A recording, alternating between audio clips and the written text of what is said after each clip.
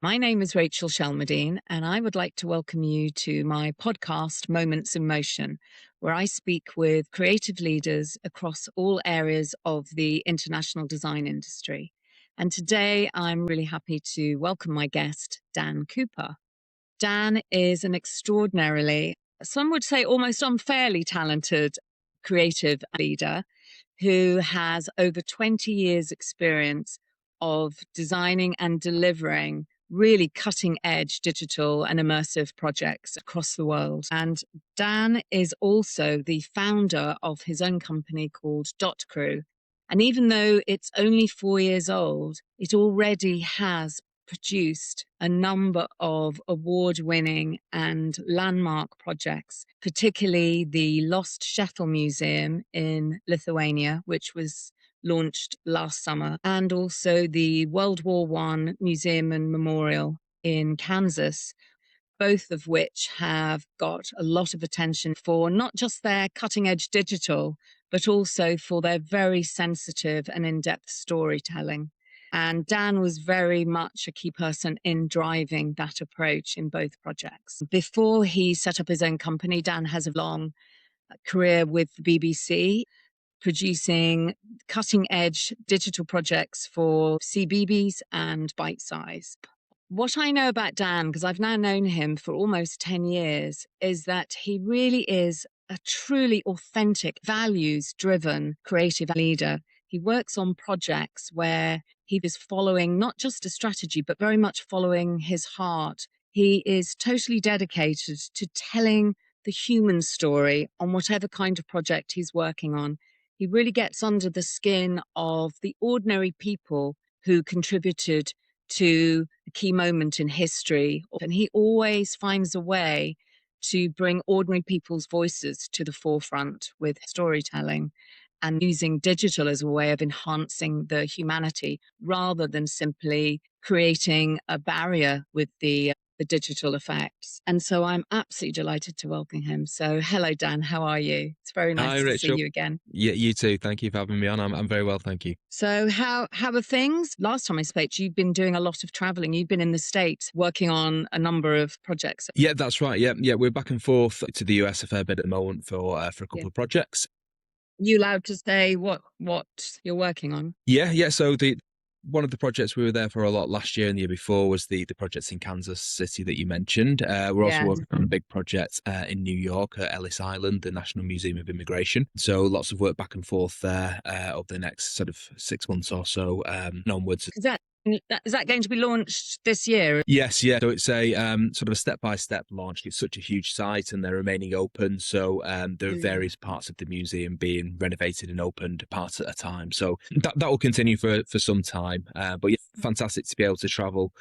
Such an amazing project to do. Yeah, thank you. Yeah, we're really enjoying being involved in a wide variety of projects at the moment. Every project we work on tends to be completely different.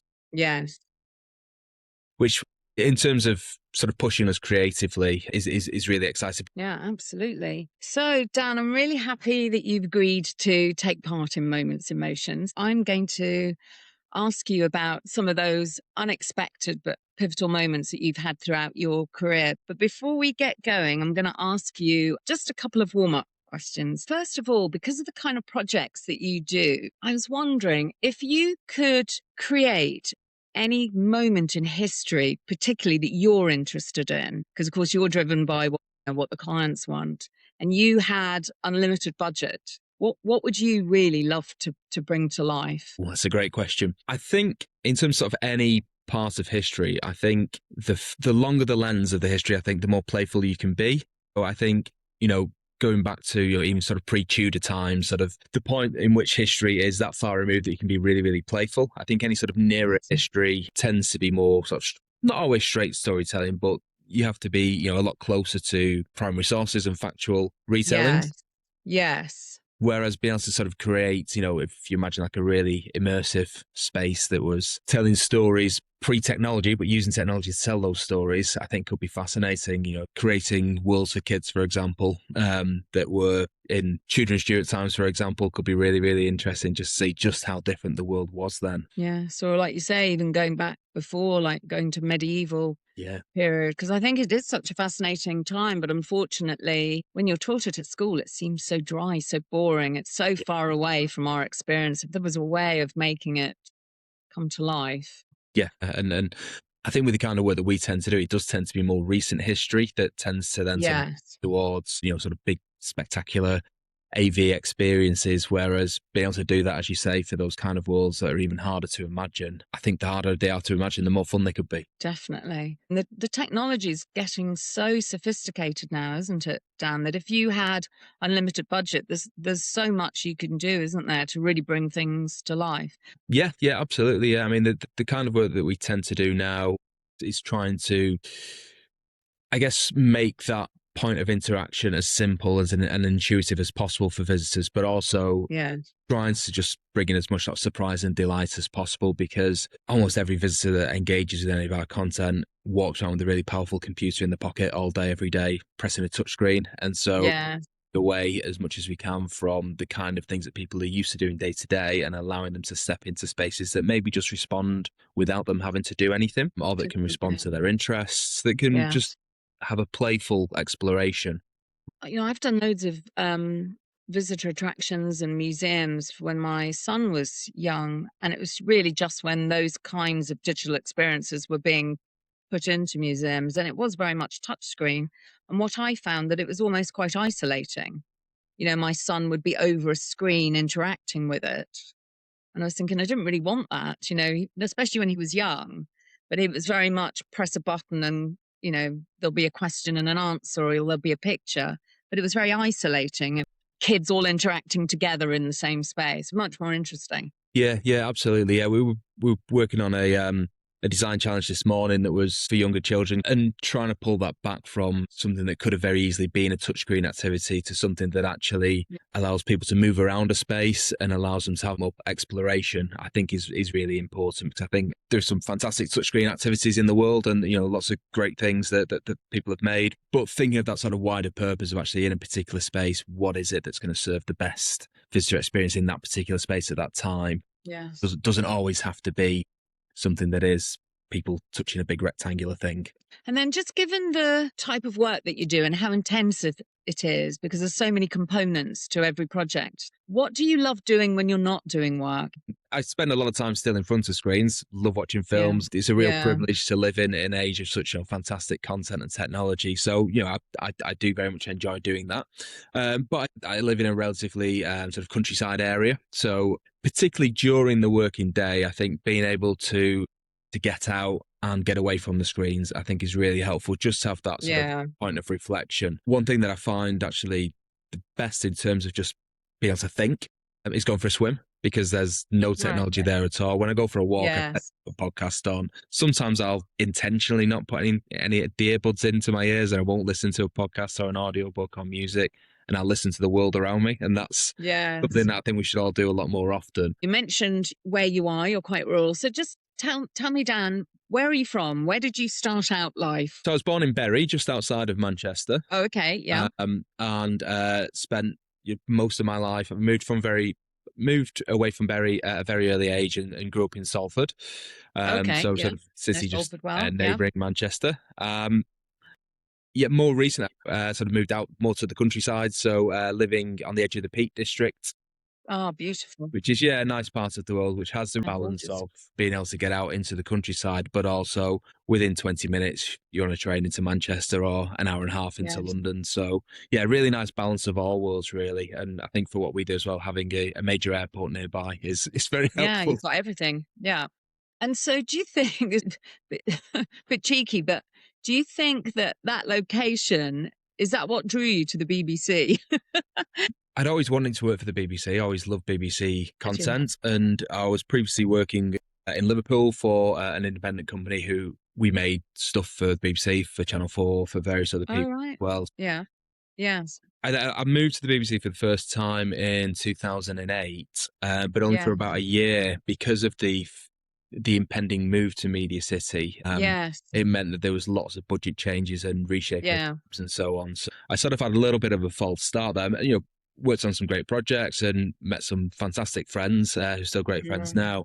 But yeah, left, worked for a few other companies, and then I saw a job advertised back at the BBC, Mm. which would be temporarily based in London and then eventually move into Media City. Mm. So the job that I took there then was to essentially move to London temporarily, wrap up projects there, Yeah. recruit a team for the north, and to help some of the existing team to move to the north to be part of that initial group of departments that were moving to Media City. So that was a really Yeah. exciting time. Ironically, at that point in my life, I would have quite happily moved to London. I'd always lived and Would worked. you? I'd always lived and worked in the north, but I was at a point in my life where I would have quite happily uprooted and moved to London. Yes. But the fact that the BBC were coming to the north and that Media City was going to be such a big, exciting thing, I was Yes. really inspired just by the location. And for me, part of the draw was all of my grandparents all worked around Salford Quays in a completely different era. So Yes. my grandma and granddad on my mum's side worked in factories in Trafford Park, and my dad's dad was a docker on the Quays. It felt like there was something there really in terms of Definitely a being part of connection, this. genetic connection. Yeah. Yeah, exactly. And so then being part of this really exciting time for an organisation as huge as the BBC. Yeah, it was a really exciting time to be part of the organisation. Yeah. So tell me why and how digital, because you got into it when it was still very new. So how did you first get into interactive? How did you develop those skills? I mean, were you always interested in it? Yeah, absolutely. I'd always had an interest in media in general and in Yes. technology and just how things work in different ways. My first job was as a TV researcher, and worked across quite a few different types of TV shows, but Yes. found that this sort of buzz of activity that you had, where I worked on one that was like a weekly entertainment show. And Mm. so you worked really hard all week, and then on a Thursday night, this thing went out for half an hour, and then it was done. Then you move on. Yeah. And other, factual documentary series where you work really hard for a year, then it goes out, and then that's done. And I sort of found that felt.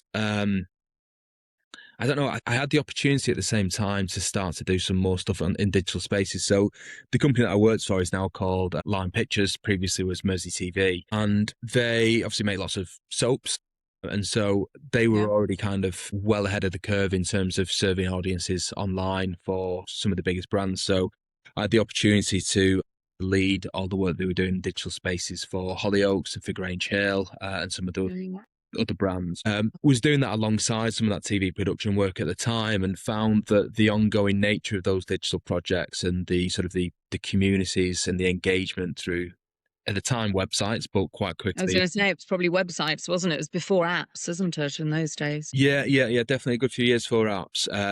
Being able to be kind of at the forefront though of a lot of like the video on demand live services that we were able to offer at the time. Nobody else was doing that. So we were making things like a mobile video series for Hollyoaks, for example, that went out over Yeah. the weekend to continue the Yeah. storylines. Keep the story. Even putting out catch-up clips and stuff like that. My team were editing stuff, working out the workflows for things like that.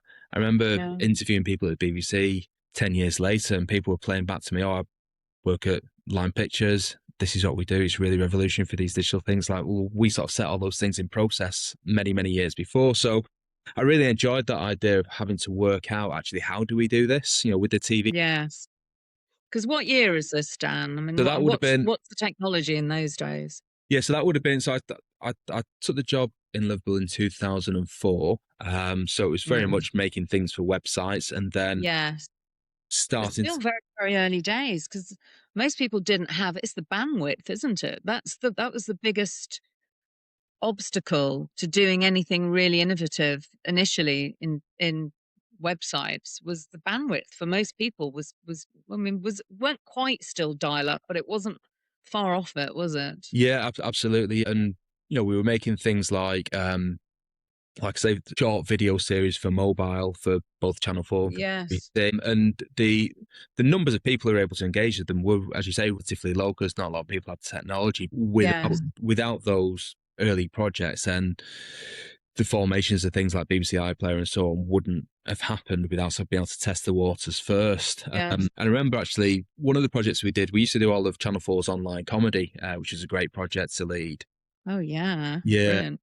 They were so ahead of the game, weren't they? Channel 4. Yeah. Yeah, exactly. Yeah. So we did some fantastic like community engagement stuff with sort of young up and coming comedians online, but Yeah. also just sort of made websites for their biggest brands. And one of the projects that we worked on was called Four Laughs, which was intended to help people step up into the industry. So taking people from writing comedy in the back bedroom to actually putting them on Channel 4.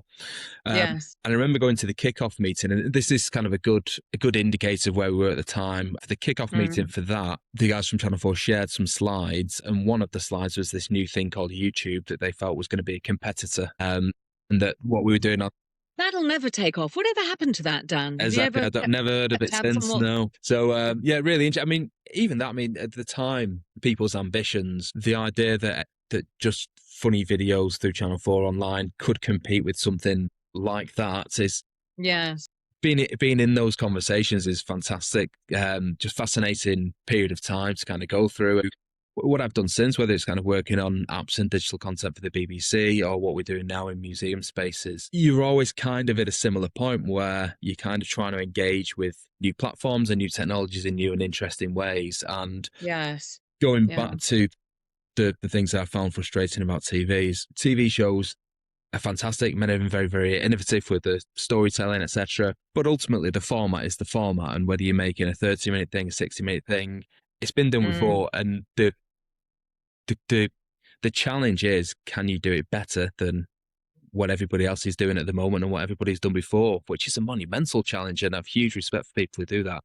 But for me, I think the challenge of being able to engage with different audiences on different platforms, using different technologies and looking at different storytelling techniques is sort of stepping into things that haven't been done before or haven't been done in this particular way before. And for me, I think that's kind of the crux of what I've always found fascinating. Yes, of whether it can even be done. Just can an idea that you might have, can it actually be technologically achieved? Yeah, absolutely. As you're saying, whether that is feasible, but also is it the right thing to do, and being able to develop, being able to develop things in kind of like that sort of lab type mentality of, testing things quick and dirty, nibble prototypes that you can test on different audiences in different ways and just see what actually works and what doesn't work. I found that fascinating when I was just working on digital projects that might go on a website or an app, but now to do that in a real world environment where you've got the physicality of the built environments as well, just adds so many more factors on as well, which again, it's those sort of creative challenges that really sort of keep me excited. Yeah, because that's really where we're moving to, isn't it? Is that those experiences will be in a real world space. They won't be looking on a screen, looking on our phone I mean, I remember years ago, I think you're probably too young to have watched it because I think it was very early 80s and it was a BBC 2 or 3 part series called A Flip Side for Dominic Hyde. And I don't know if you've even come across it. It's never been repeated. You have to go searching. You have to have seen it. I mean, I remembered it as a kid and I went searching for it and you can find it online. And it had Peter Firth in it. And he is from the future and they can travel back in time. And you get the sense that something catastrophic has happened and they're trying to go back and either try and understand why. They're not necessarily trying to change it, but they're observing what had happened. So they go back to 80s London. Okay. And one of the things that I loved is the counterpoint between seeing him in his very futuristic life and then seeing him in 80s, very ordinary life, which of course I could relate to. But what was really interesting is that in his real time, he had, when he put on music, an instant hologram appeared of the orchestra or of the group that was playing. And it was huge and he could walk through it. And anything, he put on to watch, he would be in it. It was immersive. And I remember never seeing anything like that. And that stuck with me from being really young. And I remember saying to friends over the years, when are we going to get to a point where we put a CD or a DVD on and actually we're inside it? And then, of course, things like Star Trek, the holodeck, things like that, where you actually can go into a particular time and you can interact with characters. I'm still waiting for that to be able to happen. So I've been waiting for this, all my life. And I think we're almost getting to that stage, aren't we, where the technology is so sophisticated. And if it's put together with the right idea and the right design, really, the possibilities are endless, aren't they? And very exciting. Yeah, absolutely. And the limitations really at this stage aren't necessarily the technology. It's about having the right budget and the right stories to tell, really. Yes. Which is why Yes. some of the biggest brands who are doing the kind of experiences that you described there tend to be Disney, Star Wars, etc., who are kind of making big Yes. immersive rides and experiences at the theme parks. But as you say, those kind of experiences are just coming more and more into everyday life over time. Definitely. Because what's the difference, Dan? There's augmented reality and then virtual reality. Is augmented reality what comes into our world without us having to put a headset on? Yes, yeah. I mean, you can augment reality through a headset experience as well. Okay. So like, that might include the feed coming into the headset and then having some sort of digital overlay over that. Yeah, I mean, augmented reality could be as simple as, I mean, a lot of cars now have sort of the augmented display, head-up display in front of the driver, so you can see things where you need to see them, so you're not having to glance down and look at your speed. Oh, okay. Do that. Go on. Things like that. Yeah. So I mean, and again, the technology for that is really, really simple, tiny projector that's just sort of projecting in front of the driver into the vision. Yeah. And I think that's a nice example, really, because it's the kind of thing where the tech doesn't exist for the sake of the tech. The tech exists because that's safer. It's much, much safer to keep your eyes on the road and have the information where you need it. I think sort of all of sort of the sci-fi visions of the future tend to be based on disastrous experiences, but Absolutely. the real world experience. Although the world at the moment, it doesn't seem as if it's sci-fi. It seems as if we're kind of converging with a lot of those films. Exactly. Yeah. We are in the scary dystopian Black Mirror future, aren't we? Definitely, we are a bit. We have to work hard to pull back from it. Definitely. Yes. Yeah. Definitely. So can you see that over the next 5 to 10 years, it's going to be in all our lives? This sort of heightened reality, heightened creativity and design we're going to be interacting. It'll become second place almost. Do you think? Yes and no. I think to some degree, and there'll be a big push against it as well, because I think you see sort of so much overuse of technology. I mean, I'm a big sports fan, and going to some sports games now. Been lucky enough to go to a few when I've been in the US, and some of them are just unwatchable because of the technology. So really, in what way? Well, you mean if you can't, stuff they're bombarding the crowd with? Yeah. So everything you described really is about alerting different senses. We went to watch the Islanders against the Rangers. So it's like big New York derby. So you would think with that, as a football fan, you would think a big derby would have kind of a lot of just natural atmosphere from the crowd. Yeah, but definitely. All of the atmosphere is generated from every single surface being drenched in LED, lights flashing everywhere, constant bombardment of sound, to the point where the humans in the space don't really make any difference because all that's just happening anyway. And it's just an overload. For me, I found it just complete overload of senses compared to, say, in contrast, going to watch a baseball game in Kansas City. Yes. You're out in the fresh air. Yeah, I went to see baseball. I went to see baseball at the huge arena in Chicago. Great. Yeah. Fantastic. And there was no tech. No, exactly. Yeah. It was just the game. I mean, the game, I would have thought hockey would be the same though, because hockey's exhilarating enough. You don't really need anything to help it along, do you? That's the thing, that the pace of the game is so frantic. So fast. Yeah, there's so much constantly happening that you don't need projection maps experiences onto the ice. You don't need all these flashing everywhere. And if you go into an airport now, if you go most shopping centre, most places that you go, everything is just dripping everywhere with technology in a way that it doesn't necessarily need to be, because the vast majority of that technology, like Times Square, is just pushing advertisements to you, flashing bright lights, whereas being able to use technology in ways that actually alert the senses in an interesting way for a purpose and for storytelling. Like you did with the Lost Shuttle Museum. Yeah, exactly. Yeah. Sort of being able to use technology in ways that actually helps people, helps education. helps people Yeah, and engage with tell difficult stories subjects. in a way that people can really relate to very easily. Yeah, absolutely. Yeah. So, I mean, I think over time, I mean, even just within the museum space, I think there will be lots of museums that really push back and kind of Do go you? for the approach. Actually, we're not a tech heavy museum intentionally, and allow a Yes. much more organic experience. But I think generally speaking, visitor attractions that will sort of stand the test of times will be those that use tech in a much more organic way. So it's not all about Yes. just having screens for the sake of screens, but it's about engaging people in light and sound and triggering those senses in different ways that feel more natural to the built environment. Because so many museums, in particular, are really, really beautiful buildings, would be able to integrate Yeah. on the architectural level that experience design that's entirely based around what the visitors need rather than hanging lots of screens for the sake of screens. For Yes, I me, agree feels with you, and I agree that there will be pushback. I think that's already starting to come anyway, simply because I think people feel that they are drowning in tech that doesn't enhance their life. And so it's when it enhances your life that it's wonderful. And then with your industry, it's where it needs to be there. It's doing something that nothing else can. It isn't in place of storytelling or in place of helping people to engage. It's because it genuinely needs to be there. It's a fast access into someone's story or into a moment in time.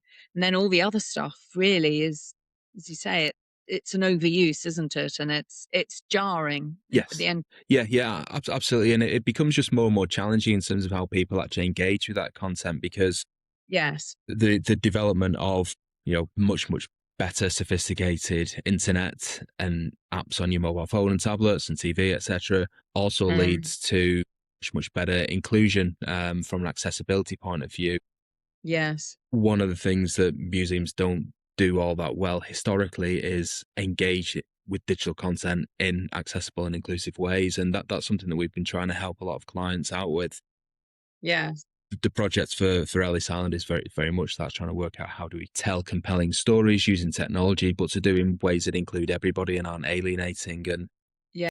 being able to do that in a way that just allows the right time and testing for the thinking, and to make sure that the solutions are developed with the end users in mind is a costly Yes. process. And so a lot of the time there is a desire to add technology in a way that looks shiny and looks like it's adding a lot of value, but it Yeah.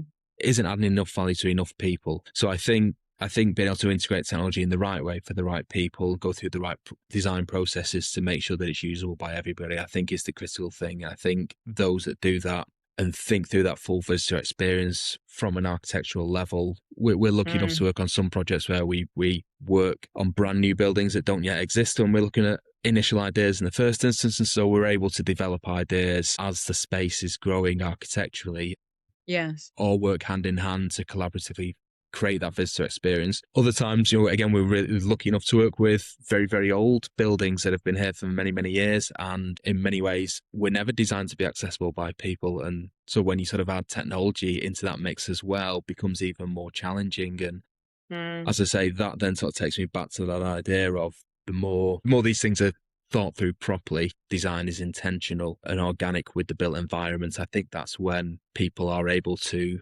engage in the most immersive way, because people tend to now use the word immersive as a bit of a buzzword for here's a load of Yes. projection, here's a load of screens. But actually people, Yeah. that's just technology. People aren't immersed in technology. People are immersed in experiences, and people are immersed in stories. And Yeah. that sort of human level, I think, is sort of where we try and focus our design. Yes. You were talking about old buildings. One of the best places that I've seen where this was done in a very old building was actually in Edinburgh, and it was in the Edinburgh Camera, which of course is the very old building which had the original camera at the top of the building, which then was like an early way of being able to get a 360 view. I think it's from the very early 1800s of being able to get a view of the entire city, and it is amazing. It just that is an amazing tech, very early tech. But the whole building they have created as a story of very early digital, really, very Yeah. early from photography moving as you go up through. And it's it's a very tall, narrow building with small rooms and, tiny staircases, rickety old building, but it gets so many visitors and they've somehow managed to do it in a way which is inclusive for everyone. And it tells this story from the first floor going all the way up into the most advanced holographic technology and everything in between. And it's very, very engaging. On every floor, there are ways that everybody can interact with it. And it's so cleverly done and very sensitive. And you're right, so many old buildings, they're not even really designed for just ordinary people to be able to just walk in and, you know, interact with them at all. No, But no.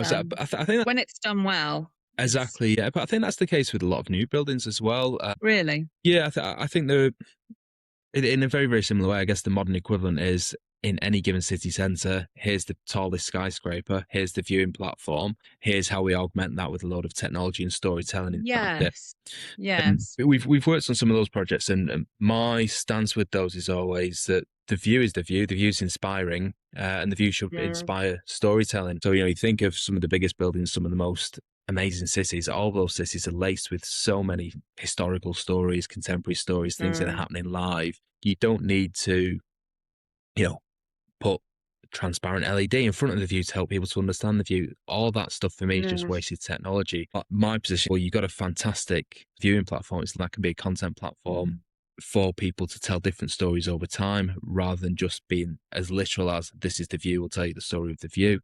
So if that's a tall yes. building in London, think of all the fascinating stories you can tell about London. Whereas the view is the view. People look at it and are wowed by it. That's great. But it's not the kind of thing you go back to twice. Whereas one of the things that I find really interesting about visitor attractions is they tend to have a lot of capital investment, or investment at various intervals, but not ongoing investment. And for me, that's kind of the biggest change in coming out of working with mobile apps, for example, with the BBC, whereas everything's Mm, about product cycles there. It's about content cycles. It's not about, for example, some of the apps that we made for CBBC, you'd have over 7 million people downloading those apps, but those numbers were just vanity stats. The only important stat was actually how many people are using this week on week.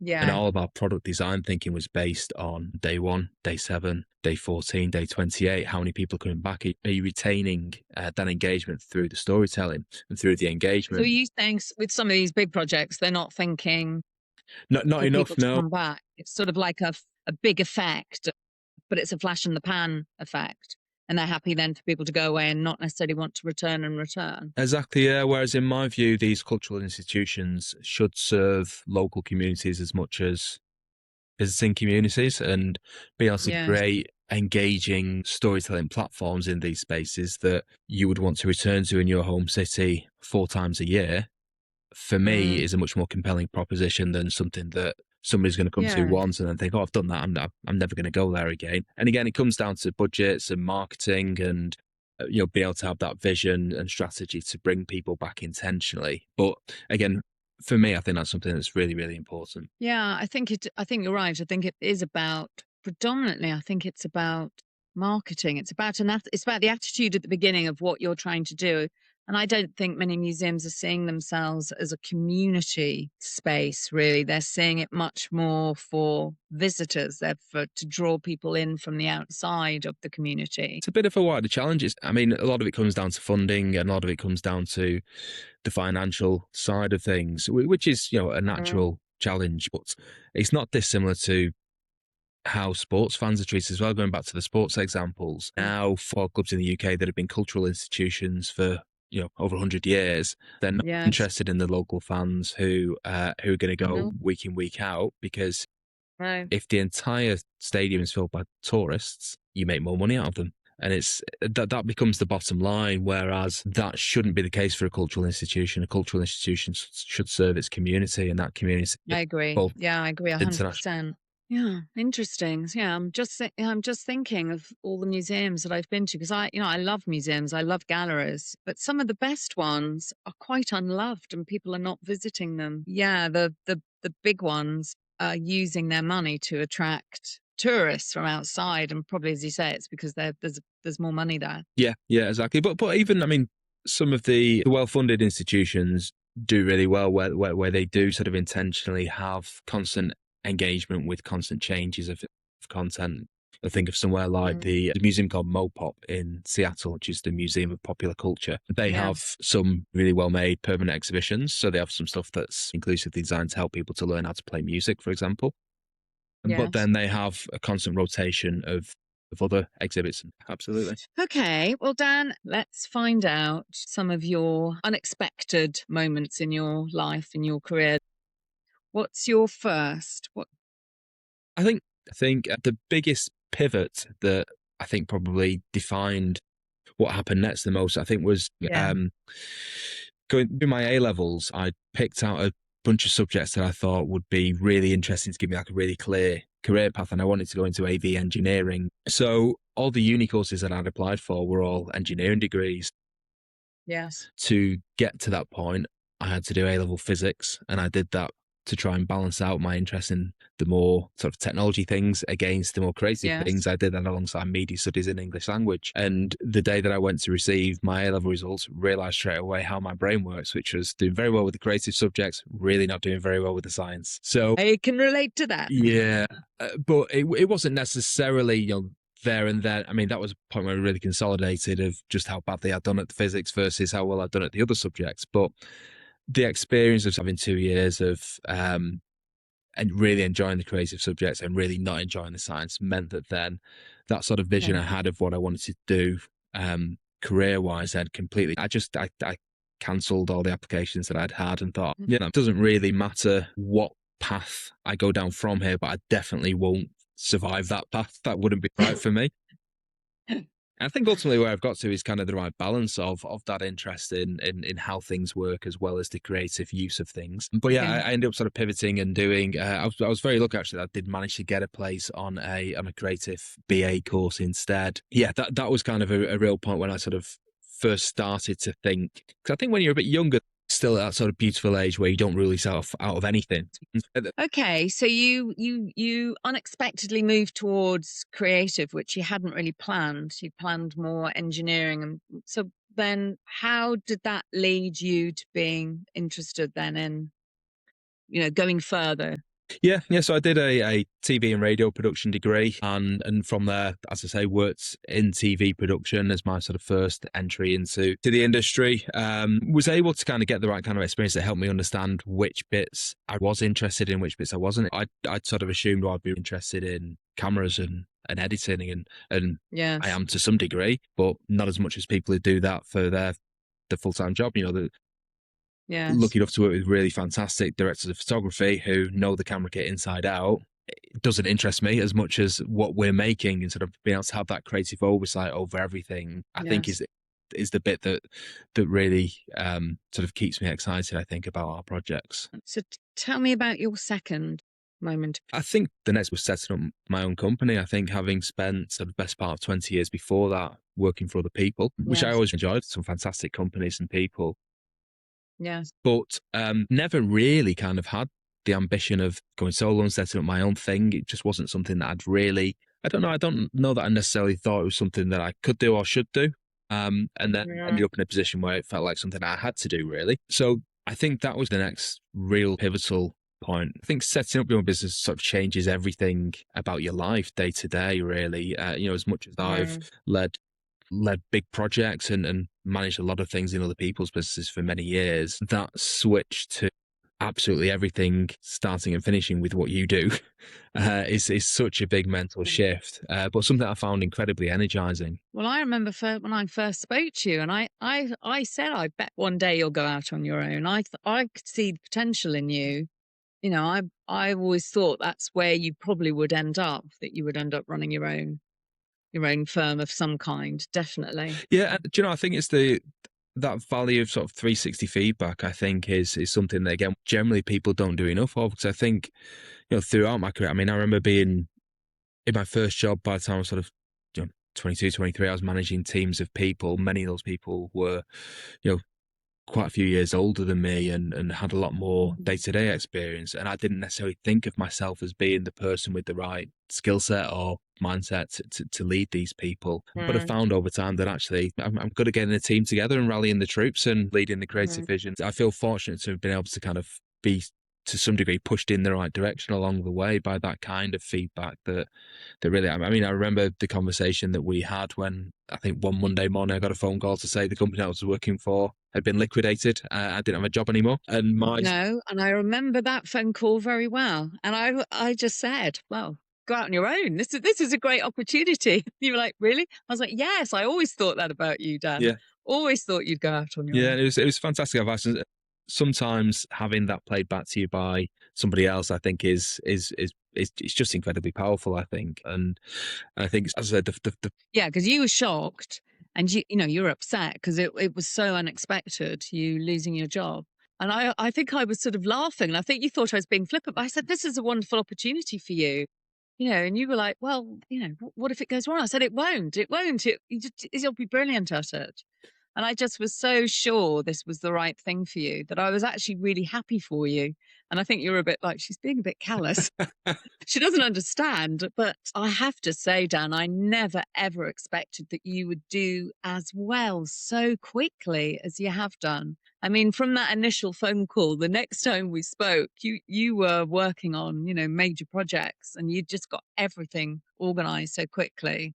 And I take my hat off because, like I said in my intro, the DotCrew is only 4 years old. And to think of the kind of projects that you've managed to just to win, but then deliver so brilliantly is a huge achievement in such a short space of time. And also in a very difficult time. So in that time, really post lockdown, where the global economy has been up and down and very, very hard to make long-term plans. But you have grown such a successful company so quickly that I think that's probably your best unexpected moment, most definitely. yeah, definitely.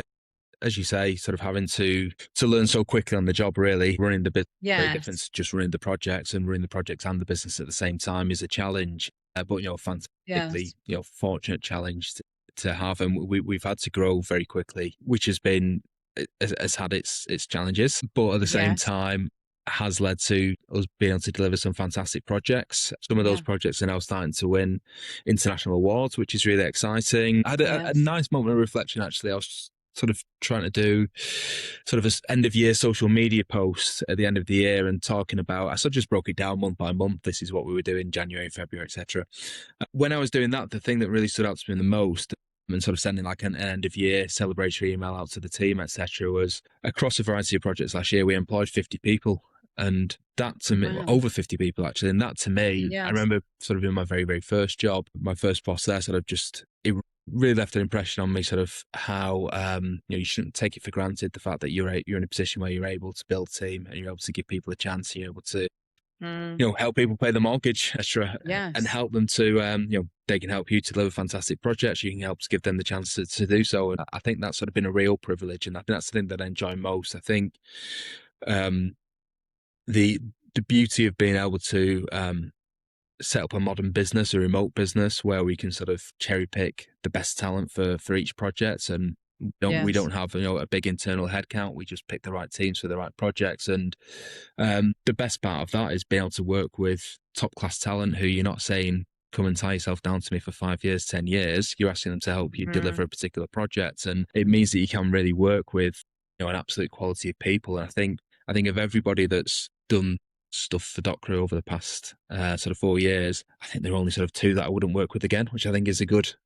Definitely. Definitely. 2 out of 50 is pretty good. Yeah, definitely. And I think what I find really interesting about you, Dan, is because you said, and I hadn't known that you'd never really considered going out on your own. I thought maybe it had been there as a long-term future ambition, but you're saying it wasn't there. So it's strange, isn't it? That because I meet all types of people who then move from working for someone in whatever aspect of the creative industry to then setting up their own. But they're often divided into two camps. So one is your camp where it's happened simply as a reaction to something else. And they're like, okay, well, I shall do that now. Or people who are very, very driven. And I'm really interested because your company has grown so quickly, so successfully, and so smoothly. I mean, I know there have been challenges, but it's been such a smooth process without heartache and real conflict. and yet you're saying it wasn't your ambition. So I'm kind of wondering, I wonder if you, because that means you're more go with the flow sort of person rather than I've got this definite idea and I want to get to it and I'll get to it no matter what. And if I don't get to it, then, you know, something's gone wrong. I wonder if having more with a go with the flow and as opportunities present themselves, I wonder if that's maybe it's a better way to set up your own business, because so many founders burn out and they become completely eaten up with stress because, you know, they've got this very clear vision of what they want and it's really hard to get to. Whereas you've got an idea of what you would love to do, because you and I have talked about, you know, you've got a real value driven business. You know, I said that in my intro, in that you want to educate, you want to contribute, you want to put something out in the world that touches and helps other people. And I wonder if that is the best burning ambition to have rather than I want to make the most money, I want to be the biggest. I wonder if that more values driven ambition allows you to have something that is much more, well, as you've used the word often, it's more organic. Your business is totally organic, isn't it? Yeah, absolutely. I mean, I think certainly from the sessions that we've done together, you've really helped me to focus on those values and to really focus on actually what is important. And the idea of being the biggest, nothing like that's ever been sort of the driving ambition for me. I think it's been more about, I think this is kind of the differentiating, I guess, of running my own company versus working with somebody else, is just having the ability to be more selective with what the projects are, Yes. the purpose of those projects, and who we work with, both from a client point of view, but also from my team perspective as well. You know, having complete control of that means that we can work on the right type of projects and do them in the right way. I think the company culture is the most important thing we have. Yes. All that ultimately dictates what your life's like day to day. Whereas being the biggest, I don't know, would that dictate what your life's like? To me, that just sounds like you'd be really busy. Well, just it tends to mean then you're very stressed Yeah. because you've got to have someone else as a yardstick Yeah. for you to make sure you are still. It's like mirror, mirror on the wall, isn't it? I mean, you know, the evil stepmother probably was very beautiful, but because she was always comparing herself to poor old Snow Yeah. White. So it's the same thing. I think when you live your life and you are comparing to someone else, you can never be happy because there's always going to be someone else that's got something more or does something that you don't do. Your life is totally externally focused rather than internally. And there is that meaning at the center of it, isn't there for you? It isn't about creating something that's big, shiny, glossy, but for no purpose. It's very much, well, like the Lost Shuttle Museum, where it's got a real grounding in longevity meaning, not just meaning for a moment, and that you can contribute to it. Because you said your big value was to be able to give something back, you know, to give something that you can do that goes out into the world and helps someone else. Yeah, there's something really nice about, I think, going back to what I sort of reflected on earlier about TV things come and go very, very quickly and people forget them. But if you're making something for a museum that might exist for 10, 15, 20 years, then it's something in a physical location that's going to be part of somebody's day every day. And for me, it's a privilege really to be able to do that. And I think particularly some of the types of projects we've worked on, as you described there, the Lost Shuttle Museum in Lithuania reflects on the lives of people who were murdered brutally in the Holocaust, and the privilege of being able to help to honour their lives is a massive privilege, and help to educate people so that these things can never happen again, I think is incredibly important. And you were key, weren't you, Dan, with that project of ensuring that real people were acknowledged in that project rather than a placeholder kind of approach to, you know, something that was more an archetype. You wanted it to be very personalized, didn't you? And you really influenced that to happen. Yeah, definitely. I think a sort of a big part of what we do is trying to put that humanity into experiences and trying to let people's personal stories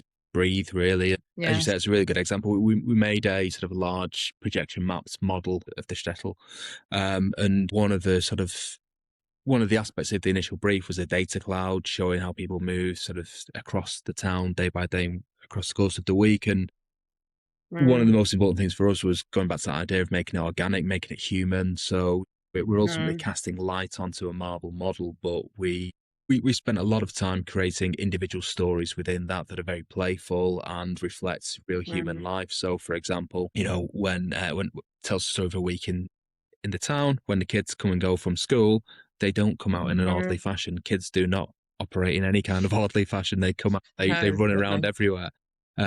People walking down the street don't walk in straight lines around corners. People will cut corners. They'll cut through fields. Mm, We use the agriculture to kind of show, horses, cows, sheep milling around in fields, just to give it that sort of organic, natural feel to it. mm. For me, I think that's the most important thing that we can bring, really, to kind of help to tell people's stories in the most human way possible. To put that layer of reality rather than just interacting with something that's two-dimensional, Yeah, but it's something that actually gives you access to something that did happen. yeah, absolutely. I think some of our most successful work has been when we've been given the challenge of, here are some primary sources, and the project we did for the World War One museum in Kansas City was exactly that. The Mm, starting point there was 125 primary sources of letters, diary entries, some pieces of audio, and to be able to convert those into compelling stories without adding any layers of fiction to them at all, just be able to sort of condense mm. things into understandable and moving, emotionally moving content was a fantastic challenge. It's one of the key things when we're sort of trying to shape how we talk about that project, even just how we present it on the intro panel in the museum, was there was a really nice thing that one of the project partners said at one stage was, we need to really reflect on the idea that these people wrote these things down because they wanted us to hear these stories. And I think that's really important. There's always a reason why somebody's writing a diary, why somebody's writing a letter. And maybe they thought they might not be around to tell that story, and so the whatever they've written is their testimony, just in case they don't make it through whatever situation they're in. Absolutely. And for me, Mm, being able to create content and be able to create an experience that made people think about their role in the world, for me, mm, that's kind of the real purpose for doing something like that. definitely. Yeah, and like you say, it is a real privilege because what a legacy, Dan, to have. You can always look back on that piece of work and it's always there. Well, all of the projects that you've done, really, there is that element that you've done over the last 4 years. And I'm sure there will be with the Ellis Island one as well, because that's a massive story to tell. I mean, that's just has been a beacon of hope when you think of all the immigrants coming to that place and finally they've escaped whatever it is that they've been running from, whether it's poverty or war. I'm predominantly Irish with a bit of Greek. So my Greek side of the family were escaping death by the Ottoman Empire. And my Irish side, both my parents' families were escaping famine and poverty, just Yeah, poverty, yeah. the inability to thrive. And so to be able to have to work on a landmark project on something that is that beacon of finally we've got here. Yeah, yeah. I mean, Mm, and they're obviously, we've made it. yeah, and there are obviously push and pull factors to immigration as a whole, and it's great to be able to see that wide variety of stories of, as you say, people who sort of made a journey because they felt that was their way of survival, and other people who felt actually this could be a completely different life. There are many different It's a big reasons. opportunity, yes. They're not necessarily escaping something, but they're running towards something. Yeah, I mean, even the stories that typically in museums you end up sort of telling the extreme stories of, this is somebody who sort of came from this particular area under these terrible Mm, conditions and then came and set up a massive business, and then we all know that now they mm, tend to be a lot of but alongside that, the more human stories of even people who for whom immigration didn't work out. When I first went to Ellis Island, one of the fantastic things they've got is a huge database of everybody who was processed through Ellis Island. have they? Yeah, Oh, so I sort of used the opportunity to sit down at a PC and find my maternal grandmother's grandparents. They yes. so similar to what you used, Ram, they left Ireland, came to Fulford, and then they sort of escaped poverty. They'd made enough money to be able to travel to the US and had gone to Mm, a place called Thomastown in Texas in search of mm. riches. Not sure. I'd have to look it up whether it was gold or oil or a bit of both. Or cattle. Yeah, but came back with the tail between the legs within, I think, 12 months or so. But again, Yeah. even I don't know a huge amount about that story because, again, it's not been documented. Yes. Those kind of stories, they're all human stories, and they're much more typical. Yeah, definitely. Those human stories are the fascinating bits, really, that I think.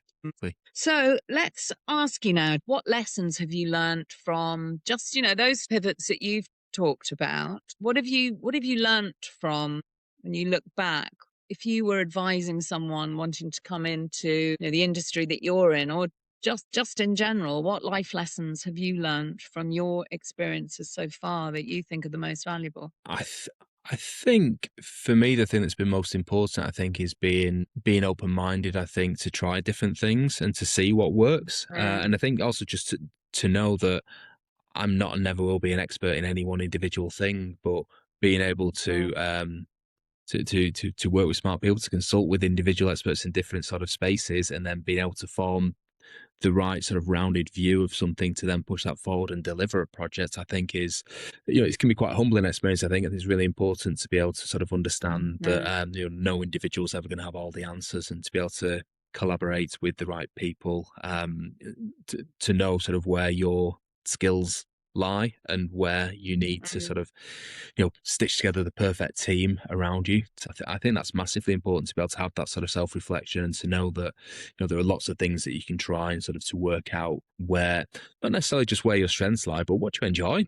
What do you actually find fun? What gets you involved? Yes, following something you care about and that you truly enjoy, rather than having a sort of set idea of what you should be doing. Yeah, and again, we don't necessarily all have the privilege of that all the time, but when you do, to be able to No. find the steps towards that, I think is really Yeah. important to have their values as to the why rather than the what. I think is incredibly important. Yes, I think if you can be values led in whatever you do, and it doesn't mean that you're doing your dream job Yeah. necessarily, but it can define your attitude and your approach. I mean, I've had big chunks of my life where I'm not necessarily doing exactly what I want to be doing, but I'm very much in touch in what I believe in, what I care Yeah. about. And I try and make that the center of my life, even when, I'm absolutely on the floor, or, I'm in a bad place financially. And that, I think, always inspires you to make the next move. But something that came up in my mind whilst you were talking, Dan, is because, like we said, you didn't have a real driving ambition to be a founder, and yet that's where you are now. Do you think? I mean, do you have any fear? You seem to have this open-minded approach. Does that mean that there isn't really fear there? Are you very much saying, well, let's see where we can go with this? Yes, yeah, to some degree. I mean, I remember one of our early conversations after I'd started up the business, talking about decisions that I'd made along the way throughout my career, at times Mm. being driven by that sort of fear of failure rather than the potential success, and you sort of work to Yes. to change that mentality. I think that there's always fear, and I think one of the reasons that I've kind of always tried to make sure that I'm able to work in new spaces is because Mm. every large organization that you work in, there's always people you think you will only ever exist in this one business, and if this business fails, then Yes. you fail. And for me, that's Yes. kind of more of the area of fear, really. Remaining relevant, I think, is the thing. And so, Mm. yeah, I think sort of being sort of driven by what I get to do day to day, I think is the key driver, rather than necessarily what that leads to. Because Mm. so I guess it's sort of similar to kind of like the mindset I try and get myself in when I'm doing well with health and fitness stuff, where it's like I don't necessarily have like a target of where I want to be. I focus more on a process of, actually, if I do X, Y, and Z today, then I know I'm following the right process, and that will lead to the right results. I think applying that to what I Yeah. do work wise, I think it's the same. Ultimately, I think if I'm a someone who's nice to work with and works hard and delivers quality stuff, then ultimately that will lead to be able to do more of the same. Definitely. Yeah. So I think that builds on what you were just saying about trusting that if you focus on doing the right thing each step of the way, the next step will work out and the next step. Yes, yeah, exactly. And yeah, and being open minded to being influenced by other people's sort of ideas and direction as well. Sort of, again, I've Yes. always been sort of very, very uh, conscious of make sure I always kind of get good 360 feedback. And I remember one person, a manager at one stage, who I worked with fantastically well, gave me some feedback at one stage to say, do just keep in mind that your view of how this should work probably isn't the only view. And again, sort of having the sort of, humbleness that you learn over time to actually have that open-minded nature, really, just in general, to help. Yes. It's a fine balance, really, because I think to be able to deliver quality projects, you need a Mm. little bit of single-mindedness, and you do need a clear vision. Yes, because you're always going to go through a stage where it seems like the project's not going to get there. Yeah, So I suppose that's when you've got to exactly. Yeah, dig yeah. in. And having that balance of, well, here's a really clear vision of what we need to do, being able to articulate that, be able to bring everybody on Mm. board with that vision, but having the open-mindedness to, as long as we can meet that vision, there's lots of different ways that we could get there. Yeah, I Yes. think that's kind of where I try and sort of remind myself I need to be. And then lastly, Dan, it's the question I ask everybody. If you could go back in time and change something along your career path, is there anything that you would change? Or do you think that what's happened, they are all necessary stages to where you are now? Yeah, I think they are. I think I've been really lucky to have worked on lots of brilliant projects with lots of brilliant people over many years, and so Mm. there's not necessarily any sort of period in my career that I regret or anything like that. I kind of look back on sort of who I was at various stages in that process, and think, Yeah. I wish I'd kind of give myself a bit more forgiveness and sort of been maybe allow myself to enjoy it a bit more. And yeah, I think there's a temptation to overthink where you are at any given stage in your career. Definitely, yes. Whereas I think where I am now, sort of having the confidence, really, that sort of being a bit more self assured, really. And I think Mm. again through a lot of the coaching that we've done in our sessions, sort of being able to focus on self trust, I think, rather than necessarily, because I think sometimes confidence can be coming into the room and being the loudest person in the room, and that's never. I don't want Mm. that to be me. But to have that self trust that actually I'm here for a purpose in any given space, and having the Yes. trust that when you're in that space, this is what I need to say, so I need to do, so I need to act, etc. And that's going to allow us to do what we Yes. want to do. Yeah, I wish I'd had that self trust at lots of early stages in my career. Yes, I just wish it was something that was key in Yeah, education, starting talking to young children about this, because the reason I became a coach is because although I had confidence, I had huge insecurity in the sense that I was able to talk to people, I was extrovert. But I had huge insecurity. So I didn't have self-confidence in that sense. And really that, through all that and having I had, very high anxiety around that. So these are the things that led me ultimately to becoming a coach. And I wanted to focus on helping every single person that I met to be the most confident they could be. And so I dove into what confidence is, what does it mean? And I've over the years understood that it isn't really about confidence, like you've just said. It is about self-trust. Confidence is a very overused word, and people misinterpret it. So they do think it means being very loud or being very extrovert. But self-trust, people understand that much more clearly what that means. And if you've got self-trust, you can do anything, and you don't have to be extrovert. You can be introverted but have huge self-trust, and you can move forward and do the things that you want to do because you trust that you're going to be able to deal with whatever happens when you make that move, even if it's not quite what you expect or not quite what you want. And I just wish they would have conversations about this, when kids first go to school, about trusting themselves, about trusting their inner voice, trusting their judgment, trusting the skills that they learn. Because, think of all the skills we learn through our life, and yet we second guess them all the time. yeah, We don't trust yeah. them. I couldn't agree more. Particularly, I think when you look at the variety of types of subjects that a lot of kids struggle with, and then you think that, Yes. what are the actual skill sets that I need to do my job day to day? Or creativity, there's being a good Mhm. people person, there's that self trust and being able to self reflect. I don't know that any of those things are covered on the curriculum. No, they're not at all. My two worst subjects at school were probably art and the GCSE I did in graphic design, and they're probably the two things that are closest to what I do now. And It's I funny, think isn't it probably it? says more about how schools view the tools for creativity versus the real world, I think. Yes, absolutely. Yeah, absolutely. Because, yeah, I think that would be true for a lot of people because with art's quite Yeah. intimidating, but it doesn't mean you're not creative. There are lots of different ways to express your creativity in arts, Yeah. perhaps.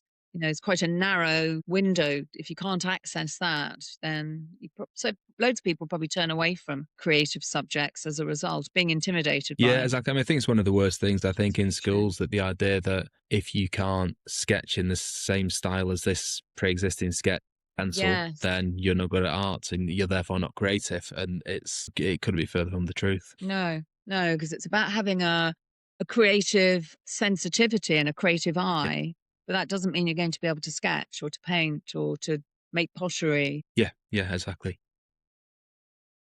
Okay, so Dan, where can people most easily reach out to you and find out more about your work and what you're doing and about the projects that you've done? What's the best Yeah, so way? we've got a website, DotCrew.co.uk. We're on Instagram. I tend to try and post a couple of times a week on LinkedIn, and we tend to get kind of most Yep. new contacts through LinkedIn, and that probably is the best place. Okay, so I'll put links to your profile and they can follow you. Well, thank you Thank very you. much, Dan, for your time. It's been an absolute pleasure to talk with you, and I love seeing your projects, seeing them released in the real world. It's just fascinating the kind of work that you're Thank doing. you. And thanks again for all your help and encouragement along the way. No, it's been a pleasure. You've been a wonderful Thank you. guest. Cheers, Rachel. Bye now. Thank you. Thank you. Take care.